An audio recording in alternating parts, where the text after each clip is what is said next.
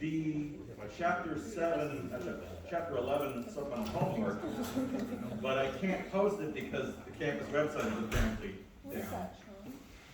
Well, that seems a little unnecessary. 11. In fact, it's extremely brief. I'll just put it on the screen and have you copy it down. It's only like 2 or 3 sentences long. So Is this the last one? I'll probably squeeze one in for chapter 12. Why? Because chapter 12 is good stuff. To you. I mean, a lot of the stuff is really abstract and hard to create a word problem around, but chapter 12 is going to be a little better.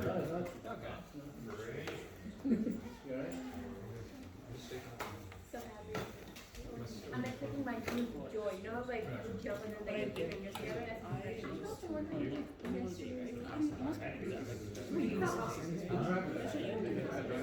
Of course, that also means I haven't.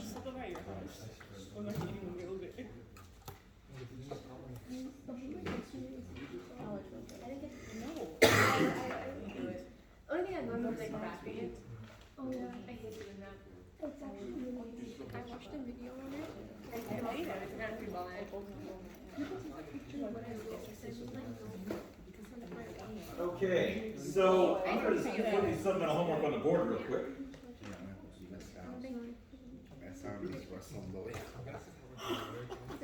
You saw it? Yeah. It's a very short problem, but it will take a little while for you to figure out, so I want you to have it available to you as soon as possible.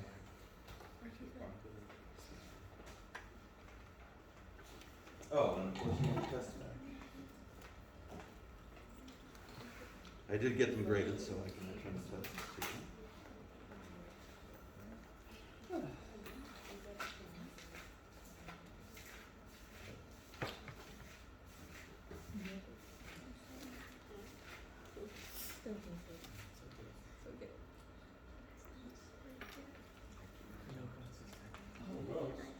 It's all right.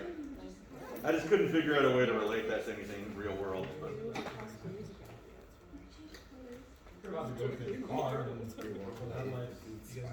Yeah, but that'd be like a parabola.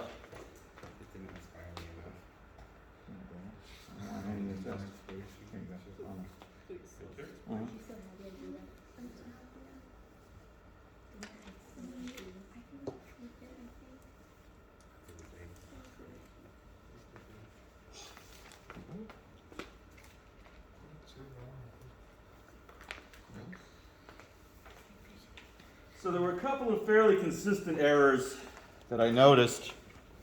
A big one was that y'all don't know how to do determinants.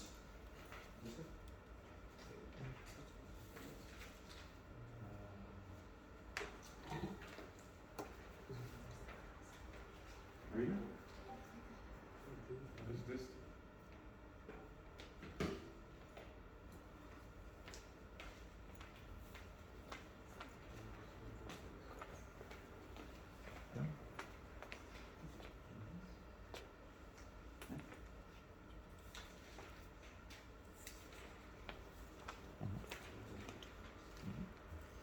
Overall, I was pleased with the scores. They were a little lower than the previous test, but not substantially.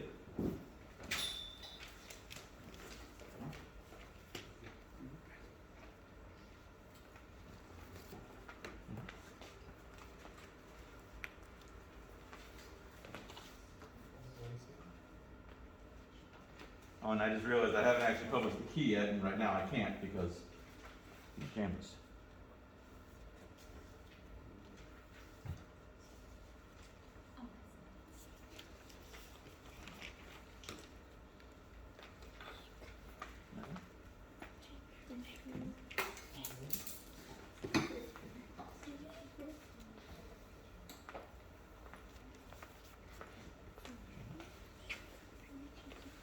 I think that's everybody.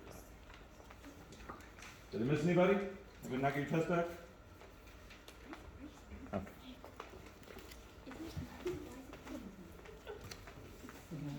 All right. So,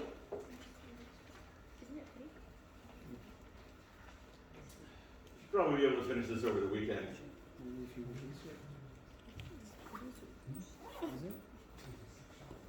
Of course, you're free to use whatever calculational aids you want. Just make sure that the answer is exact. And a word about that, because that was also an issue on the test.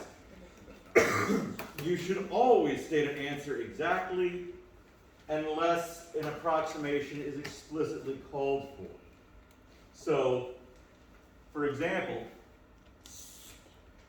if you have, a problem that you're working and the answer comes out to be the inverse cosine of negative 12 radical 27, let's say 9 over 17, that's the answer. That was impossible, actually. That would be the answer. Now, can you approximate that? Probably.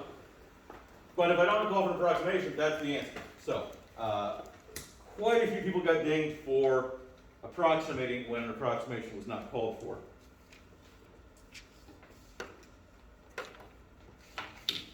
I'm sure you have a lot of questions since I haven't published the key yet, but I'd like to save those till the end of the class. I will not have office hours today, but tomorrow I can stick around as long as you like. So, ready to get that written down? Like I say, not much to it, pretty straightforward question. You'll have to put some thought into how exactly to solve it, of course, but the techniques of this chapter and the previous chapter should be sufficient.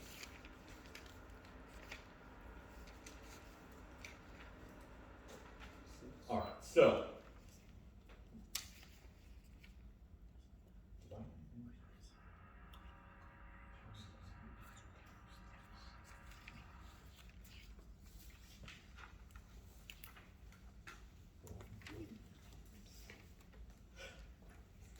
Bad day for technology.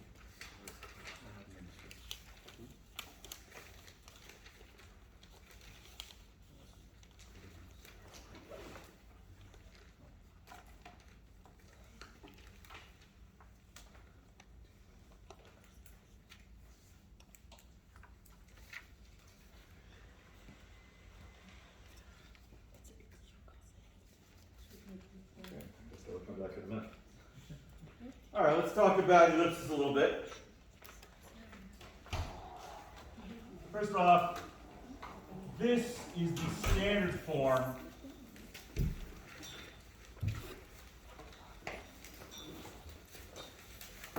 of an ellipse. Before we start, just can I ask a question about parabolas? Okay, what's the question? So, I was wondering, you know how before you used to be able to make an X and Y table, you would input an X and output a Y? That should still work. The four PY, doesn't that interfere with the calculation? Not really. So, If you choose an X value, you'd still be able to find the corresponding Y value.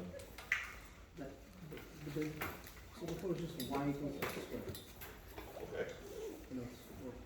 That changes the equation, doesn't it? No, it's the exact same equation.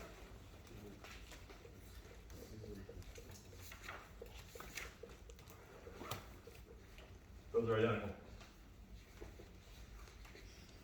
If T is 1/4, they're the same equation. So whatever you would do with this equation, you can do the exact same with this equation. Of course, plotting points is not the most efficient way of going about it, now that we have tools of the focus and so on, but you can do it that way if you like. Anyway, let me return to that when I'm able to get to the screen and I can maybe show you some examples. But this is the general form of an ellipse. It's also the general form of a circle because a circle is an ellipse.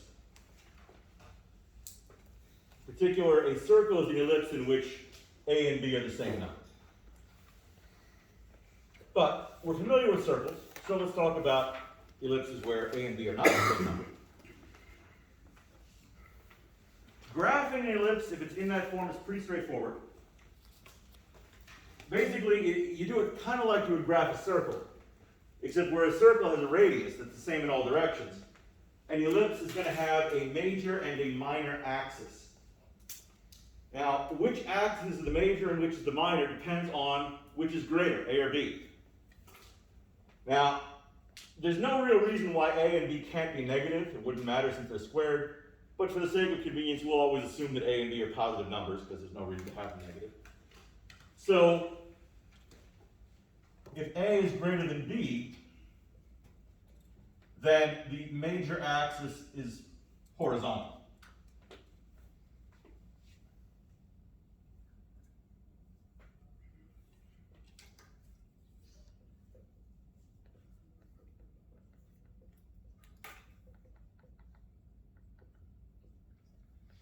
If A is less than B, then, of course, the major axis is vertical.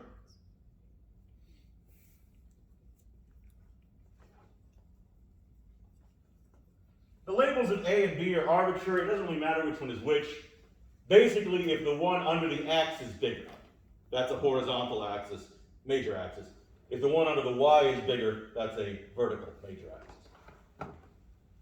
So if I had the ellipse x squared over 9 plus y squared over 49 is equal to 1, for example. In order to graph this,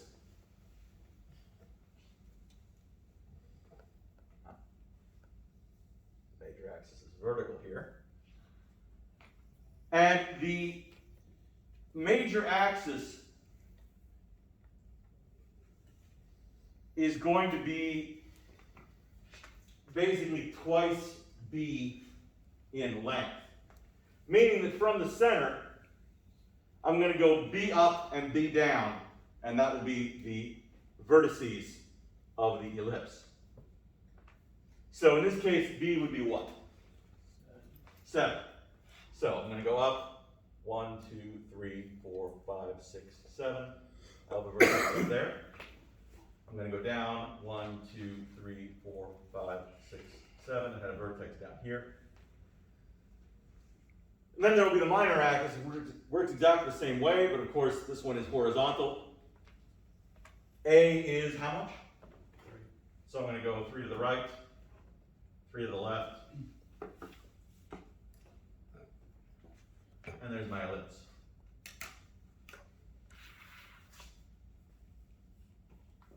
No problem. Professor? Hmm? Is a major axis like we're what does that necessarily mean? It's just the big one, Oh. as opposed to the minor axis, which is the shorter one. So it's kind of like it's longer. in a sense? Yes. Okay. Thank you. So in this case, the fact that the major axis is vertical means that we have a hyperbola, an ellipse that's taller than it is wide. It's like it stretches out over the major axis. Yeah, Okay. yeah. So conversely, if I had an ellipse that was x squared over 36 plus y squared over 4 equals 1. This one, the major axis would be horizontal, and it would be 6 in either direction.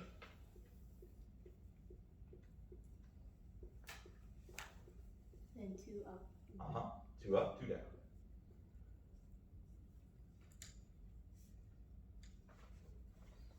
Like so. So that kind of illustrates vertical major axis versus horizontal major axis.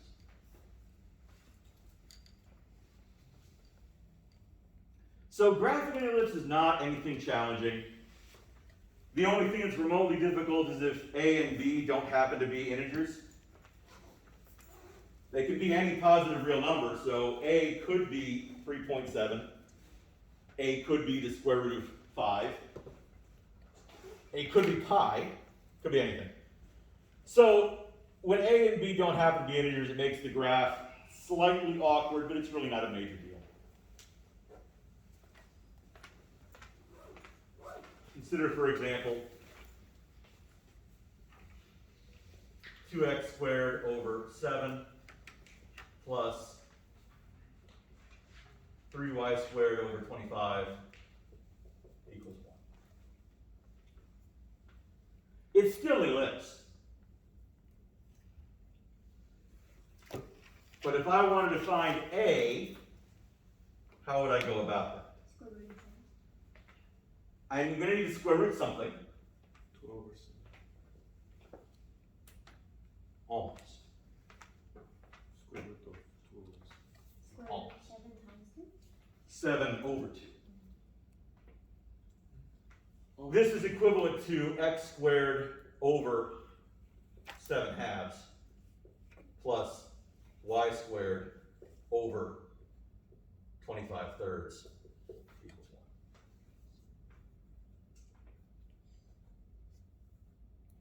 So if I wanted to find A and B, those are what I'd be taking the square root of. A squared is equal to 7 halves. So A would be equal to, technically plus or minus, but we're going to only use positive version because we don't need both. And it would become 2 square roots of 7 over, square root of 14 over 2.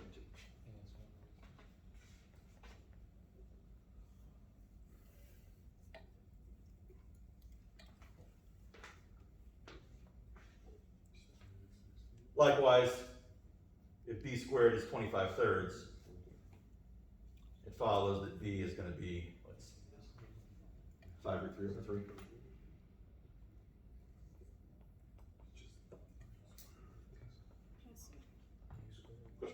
Sorry, how did you go from 7 to square root of 14? Well, this would be square root of 7 over the square root of 2, but we can't leave the radical in the denominator. Oh, So if I multiply the top and the bottom by the square root of 2, we write.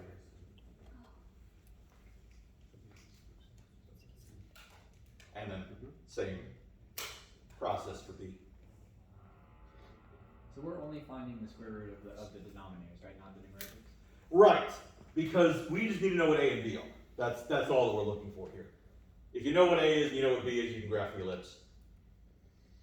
And graphing this is going to be, like I said, moderately awkward. I'll approximate. The square root of 14 over 2 is 1 point something. 1.87. And 5 root 3 over 3. 2.89. So in this case, is the major axis horizontal or vertical? Vertical. B is big. Wouldn't have known that without approximating.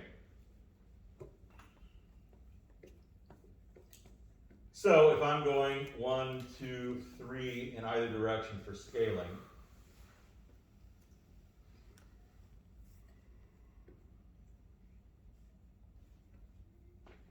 the major axis is going to go up to 2.89 and down to negative 2.89. The minor axis is going to go over to 1.87 to the left and 1.87 to the right, producing this ellipse. So the only tricky part there is approximating A and B. Once you've got those, it's just a matter of drawing your little oval, no problem.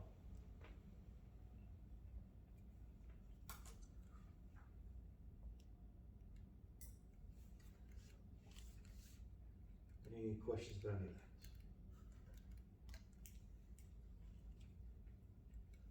One more example real quick.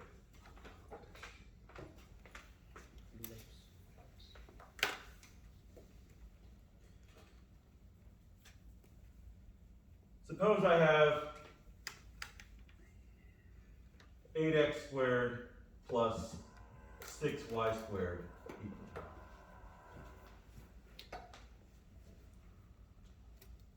How would I approach finding A and B? This is a very small ellipse, right? It is a very small ellipse because A squared would be what? 103. 1/8. B squared would be 1/6.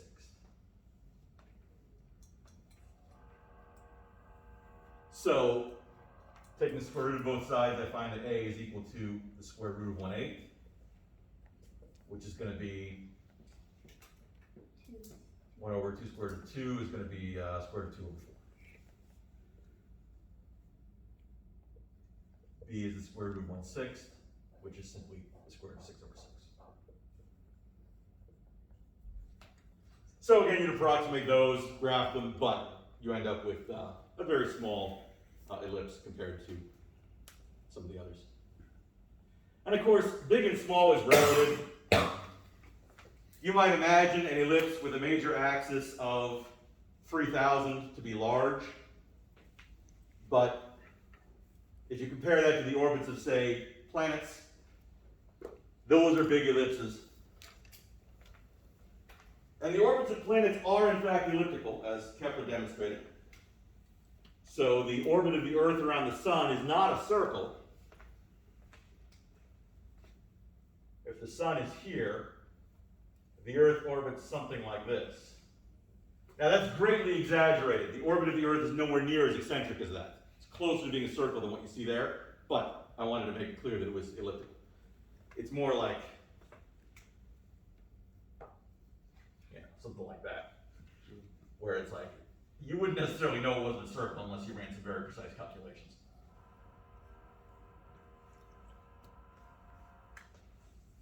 Now, I've never asked an astronomer why the orbits of planets are elliptical, and that's actually a question that I've often wondered about. I don't know if it's because of the mass of the other planets dragging or what, but for whatever reason, the orbits of planets are elliptical. So, what are the properties of an ellipse? They have a major and minor axis on this. They have a major and minor axis. They do have a center. For our purposes, for now, for today, the center will always be at 0, 0. We're not shifting the ellipse yet. But they have a couple of other properties.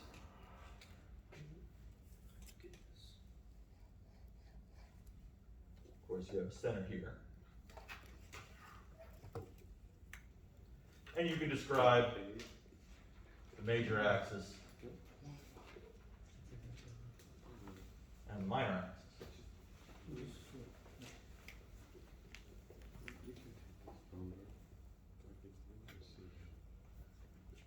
They have like a radius.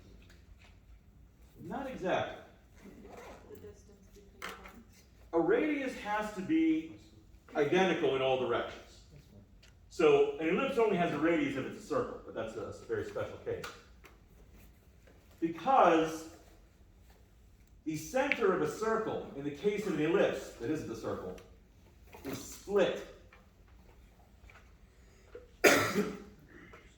You have two other points called foci.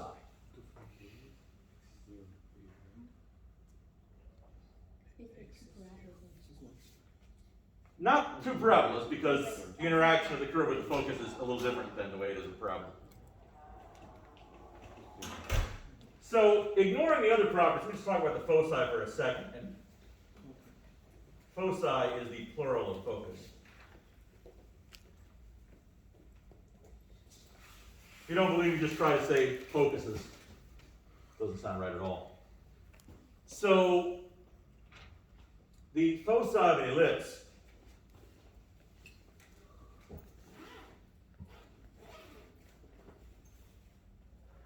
every point on the arc of an ellipse, any point that's actually on the ellipse, has a particular property that the sum of the distance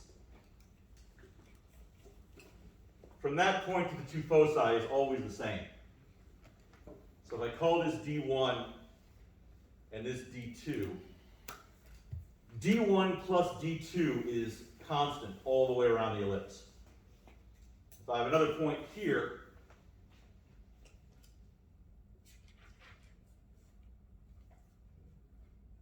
D1, D2, the sum is the same. Now D1 may be different from D1 here, but the sum of the two is always the same.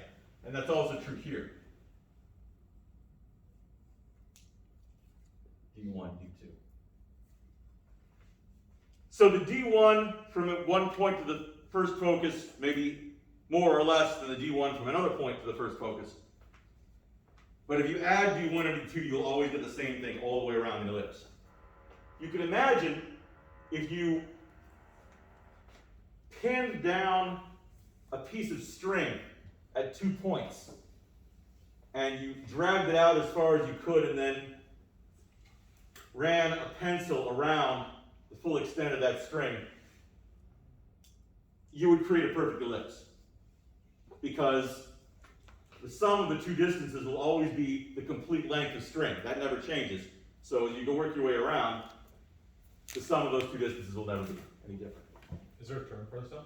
Is there a term for the sum? The sum?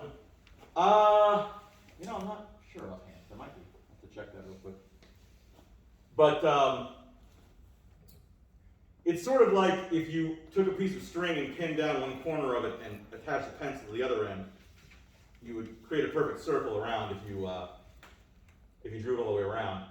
But if you pin both ends of the string and sort of notch it out with a pencil and run that around, you'll produce an ellipse instead.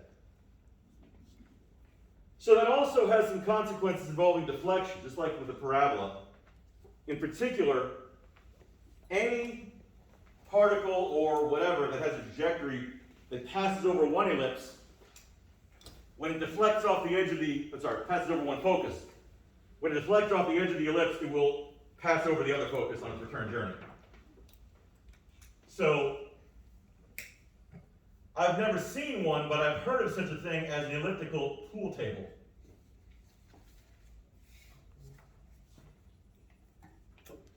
Where there's a piece of tape at one focus and a pocket at the other.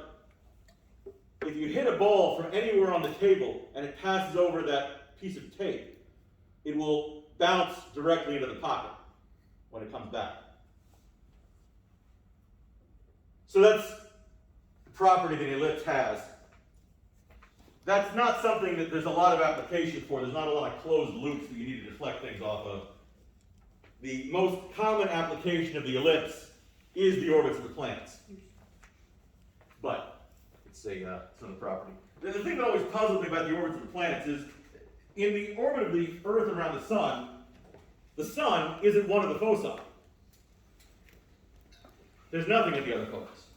That was bothering me. I don't know why that other focus is so important when there's literally nothing there, but it's a necessary element of the orbit of the Earth.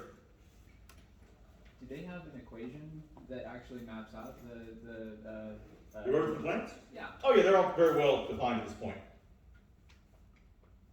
I mean, astronomers have been watching them for thousands of years, so we've got a lot of data. And now that once Kepler determined that the orbits were elliptical in nature, that allowed them to create pretty simple equations describing the motion of each planet.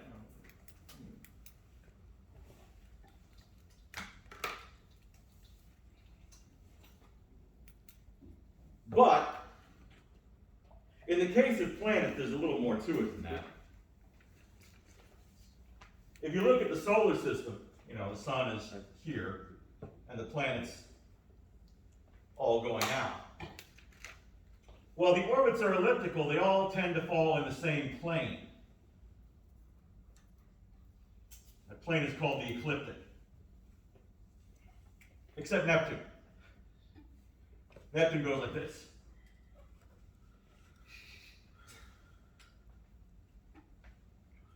We don't know exactly why. The speculation that I've heard is that some large body from outside the solar system passed close enough to Neptune to drag it off its orbit a little bit at some point.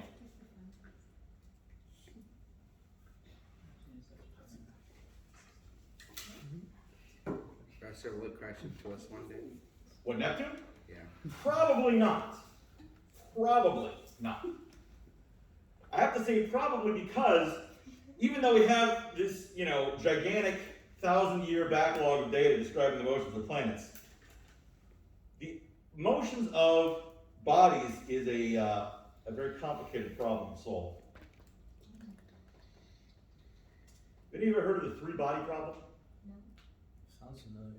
There's a TV show that Netflix is going to be putting out either this year or next year that's an adaptation of a novel called The Three-Body Problem. But the novel's name is a reference to the classical physics problem, which, if I remember correctly, Poincaré proved had no solution. Basically, if you have two bodies in motion around each other, Newtonian gravity describes perfectly their behavior. If you know where they are and what their velocity is at any moment, you can predict exactly their position and velocity a million years into the future, no problem. But when you choose a third body, everything goes haywire. And of course, in our solar system, we have thousands of bodies, millions of bodies. You can probably ignore most of them for most of your calculations. I mean, the force that Ceres exerts on Earth, for example, is trivial. That's one of the Jupiter's moons, right? Ceres is one of the big asteroids in the asteroid belt. So, the problem with predicting the orbits of the planets is, if you consider the orbit of Mercury, for example, sure, the Sun is the biggest body that's close to Mercury, but Mercury's not all that big. Venus isn't that far out, and it exerts a meaningful gravitational influence on Mercury. So while we have this prediction for the orbit of Mercury, we don't actually know for sure, because for one thing, we don't even know exactly where Mercury is. And there was a research team that showed if you move Mercury's position just a few meters to one side or another, you can arrive at an orbit where Mercury will eventually leave its orbit and destroy the entire inner solar system. We have no way of knowing that that's not the actual orbit of Mercury. I mean, we don't know where Mercury is to within a meter. It's very far away. It's a giant object. There's no way to be that precise. Is it going to leave its orbit anytime soon? Almost certainly not. But we don't actually know for sure where these bodies are going to go over time. Neptune is probably not a threat. It's way too far out. If it doesn't exist, it's most likely to just leave the solar system entirely. But Mercury's way in the middle, and if it deviates much, we're not far away.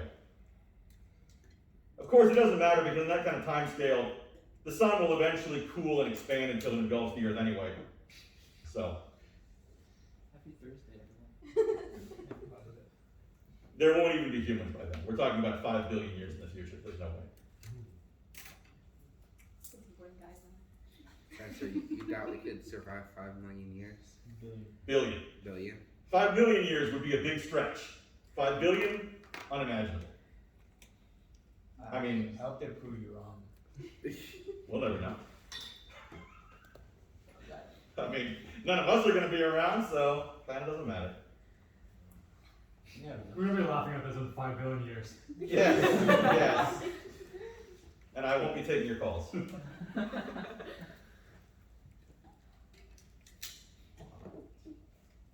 did the sun explode again? The sun? Yeah. I mean, it's on a scale of billions of years. I don't remember exactly. I think it's something on the order of like 5-ish billion years. Okay. And that's not when the sun explodes. The sun, it's just that as it cools off, it's going to expand. Yeah, it's a red giant and that takes over things. Yeah. Right. And you know, once the Earth is inside the sun, I'm pretty sure life is going It's to kind end. of game over at that point. I mean, anything that was still alive at that point is probably not going to make it through. Oh. So, how do you find the foci? It's not super complicated.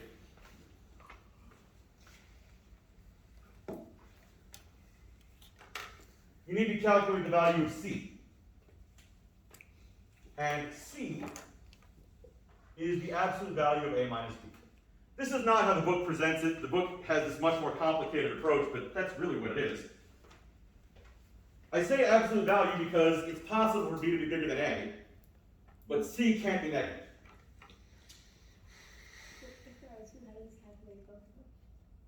Because, when I say C can't be negative, it's more like C is both positive and negative. It goes in both directions. But they're equidistant. They're symmetric. So, if I have, for example, x squared over 16 plus y squared over 121 equals 1, A would be what? 4.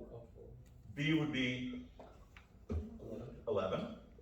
C would be 7. It's absolute value. Yeah. You subtract these, and it's positive. It doesn't matter whether it's positive or negative because we're going to use both of them anyway. But if I regraph this,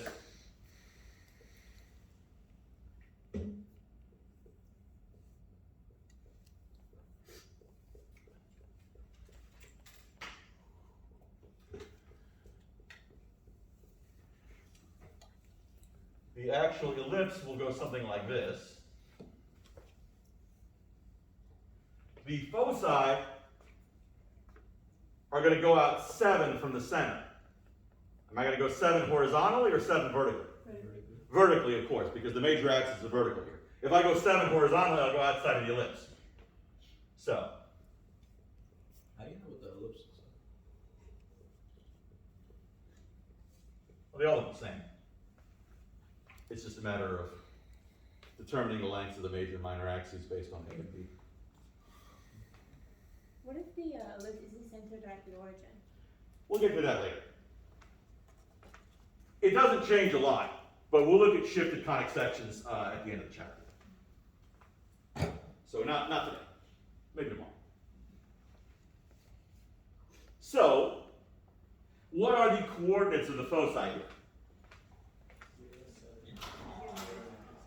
What's it? 0, 7, 0, negative 7. No problem. So as long as you can calculate A and B, it shouldn't be hard to find out where the foci are. And that's basically it. We're not really going to do anything else with ellipses. Not today anymore.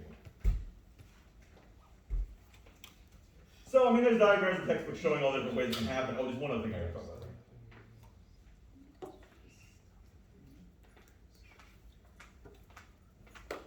I mentioned the word eccentricity once or twice.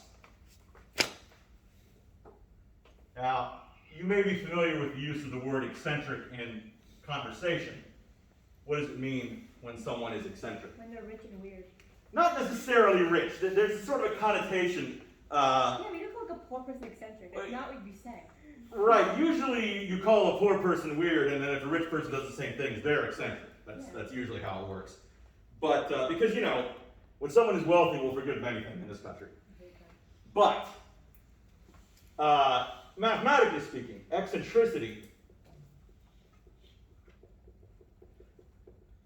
can be thought of as a measure of how oblong an ellipse is.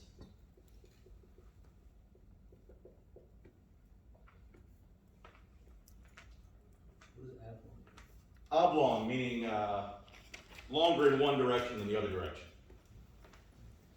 So, if an ellipse has an eccentricity of 0, it's a circle.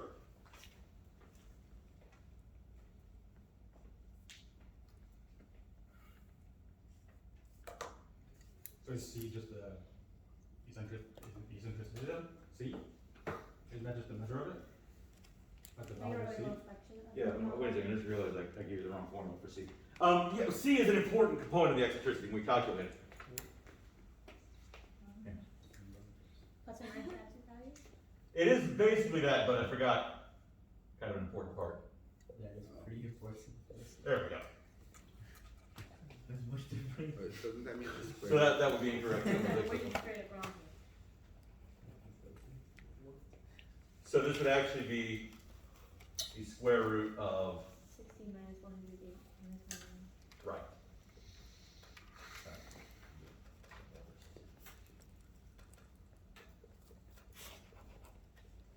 So if you subtract 16 minus 121, you're going to get 105.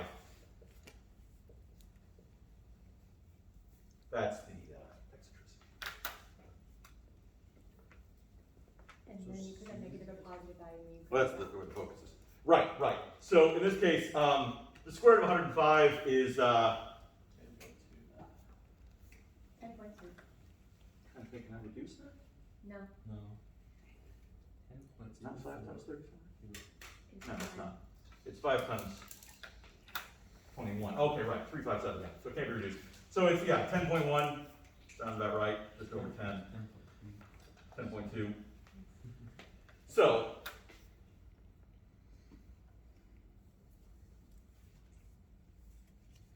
the foci are more like here. Here. Because this is a highly eccentric ellipse. Now, if an ellipse is a circle, what does that tell us about A and B? They're the same. What would that tell me about C? If A and B are the same, what would C be? would be 0 if A and B were the same. So if A and B are the same, the focus is only one, it doesn't deviate at all, it's in the center.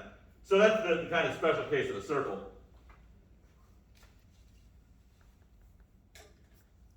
But, more broadly speaking, the eccentricity can be calculated as C over A.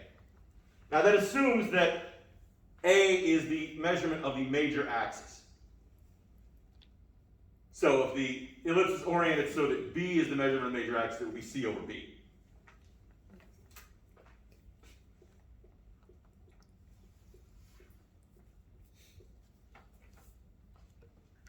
Whichever one is bigger is the one that you're dividing by there. So again, if the case is the circle, C is going to be 0 and the eccentricity of the circle is 0. But the greater the deviation between A and B, the greater the eccentricity of the circle, the ellipse is going to become. The eccentricity of the one that we did over there is radical 105 over 4. Over 11, yeah. Oh. If So it's over close to eight- 1. If it's over 8, oh wait. I said because it's about the major axis. Yes, exactly. If B is greater than A, then you use B for the denominator instead.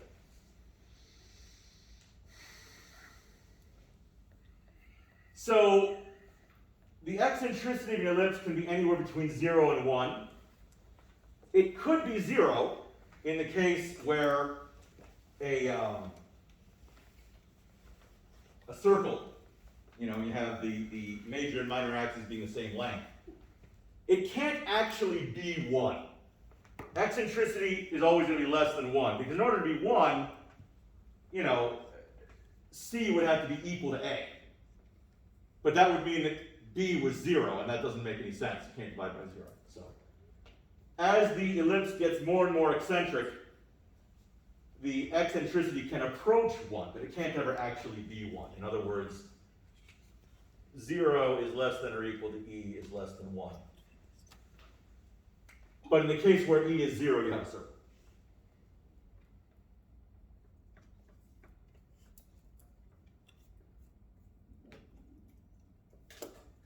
So, a real quick example here. Suppose I have x squared over 9 plus y squared over 16 equals 1. What would be A and B? A would be 3, B would be 4. C would be what? 1 over 16. No. 1 over 4. That's 5. It's the square root of the absolute value of 3 squared minus 4 squared. Oh, I meant square. 25, 5 squared. 25 units. Right, if I were adding, it would be 25. That's not 25. It's 16 minus 9 is going to be 7.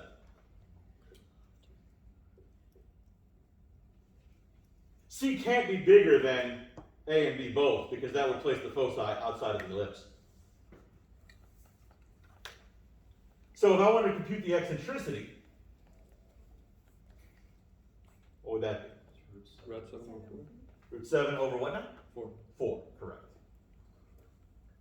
The denominator's got to be whichever one's bigger, A or B. So any of those can, of course, be approximated, anything can be placed on a graph, but that's, where would the foci be?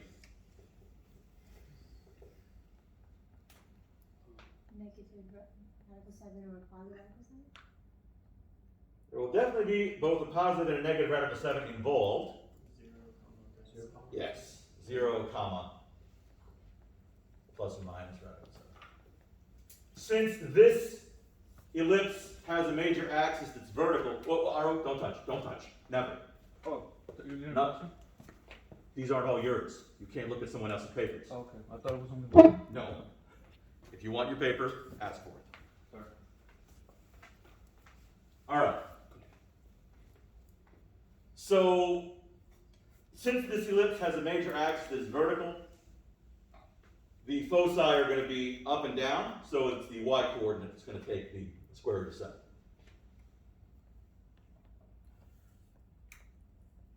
So of course, if I want to graph this, I mean, roughly speaking, it's going to look something like this. If you need to plot the actual points, that's not too big of a deal. These are going to be the points 3, 0, negative 3, 0.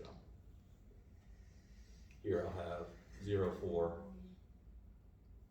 0, negative 4. And somewhere around here I'll have 0, root 7, 0, negative root 7.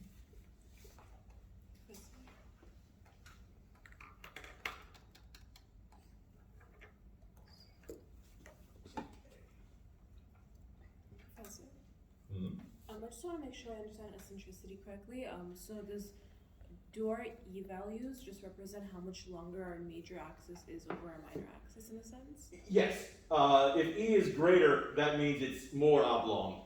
Right. If E is smaller, that means it's rounder. That's pretty much what we need to know, right? That's just like, it's kind of like like the scale between the two? Exactly. Okay, thank you. So that was a highly eccentric ellipse. The eccentricity was close to 1. Oh, so closer to 1 that. Okay. Yeah, 1 is the maximum eccentricity. You can't have an eccentricity greater than 1. You can't even technically have an eccentricity of 1. You can have an eccentricity of 0.9997, but you can't actually reach 1. And eccentricity of 1 is a circle? Oh no, it's 0, yes, sir. Of 0, okay. What is 1 then? Like, Well, 1 would be a line, I suppose. It would have to be so eccentric that the major axis was infinitely longer than the minor so axis. it's like on top of it? Or No, I mean, imagine an ellipse getting stretched, and then what if you just stretched it forever? Like a rubber band, it becomes like one line almost. Yeah, imagine a rubber band, that's great. If you stretch it, stretch it, stretch it. Now imagine that rubber band stretched to infinity. That would be an eccentricity of 1. so And of basically- course, if the ellipse gets squeezed to the point where it's wider in the other direction, the eccentricity is going to hit 0 when they're perfectly balanced, and then start going up again. But eccentricity cannot be negative. So, Professor, so in terms of ellipses, if it was like stretched out that much, the two sides can never touch each other in an ellipse? Like, right, I mean, it wouldn't be an ellipse at that point. It would become some other figure. but like you'll get so close they never can touch? Yeah, I mean, it might look like they were touching. If you stretch that rubber band to about 20 feet, it may look like it's a flat line, but it's not really a flat line.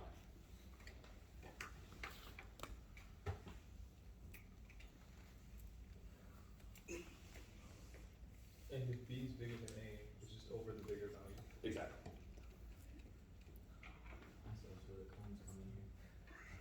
Well, this is a cross section if you slice through a cone at an angle. So if you take a traffic cone and slice it at a 45-degree angle, the cross section is going to be this. If you slice it at a perfectly level angle, you get a circle. But if you slice it at any other angle, you get an ellipse.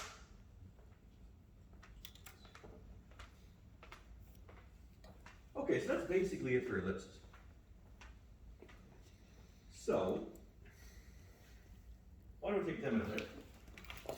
Come back at 11, and I'll go and get into hyperbolas. And we pass back the rest of the tests. If anybody wasn't here, come on up and I'll hand it to you.